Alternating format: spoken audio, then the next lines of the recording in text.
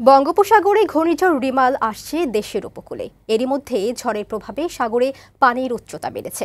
আবহাওয়া দপ্তরের সবশেষ তথ্য অনুসারে প্রবল শক্তি নিয়ে ঝড়টি আজ সন্ধ্যা থেকে রাতের মধ্যে খুলনা ও বরিশাল অঞ্চলের উপকূলে আঘাত হানতে পারে।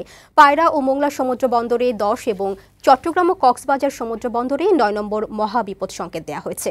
অস্বাভাবিক জোয়ারে প্লাবিত হতে পারে উপকূল। বিস্তারিত জানাচ্ছেন ফাহিম মোনায়েম। প্রবল ঘূর্ণিঝড় রিমাল দুপুরে দেশের উপকূল থেকে 225 কিলোমিটার দূরে উত্তর পশ্চিম বঙ্গোপসাগরে অবস্থান করছে। ঝড়ের কেন্দ্রে বাতাসের গতিবেগ ঘণ্টায় সর্বোচ্চ 120 কিলোমিটার এবং ঘণ্টায় 10 কিলোমিটার গতিতে খুলনা ও বরিশাল উপকূলে এগিয়ে আসছে। আবহাওয়া দপ্তর দুপুর নাগাদ তাদের সর্বশেষ পর্যবেক্ষণ অনুসারে ঘূর্ণিঝড়টি আঘাত করার সময়, স্থান ও কোন দিক দিয়ে কখন অতিক্রম করবে তা জানিয়েছে। সন্ধ্যা থেকে মধ্যরাত নাগাদ মংলার নিকট দিয়ে সাগর আইল্যান্ড, পশ্চিমবঙ্গ এবং খেপুপাড়ার উপকূল অতিক্রম করতে পারে।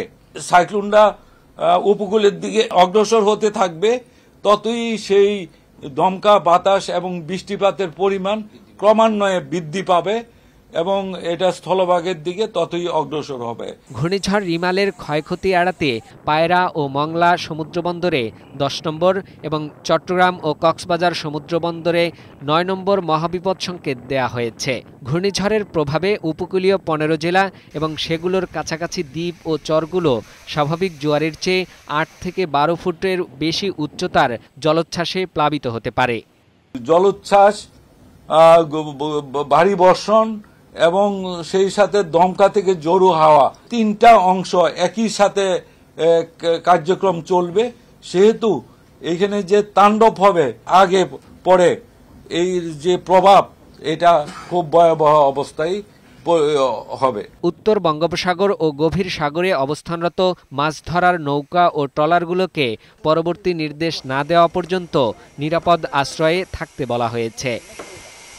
অতি বৃষ্টির প্রভাবে কক্সবাজার, বান্দরবান, রাঙামাটি, খাগড়াছড়ি ও চট্টগ্রামের পাহাড়ি অঞ্চলের কোথাও কোথাও ভূমিধস হওয়ার সতর্কতাও আছে। ফাহিম মোনায়েম, বৈশাখী সংবাদ, ঢাকা।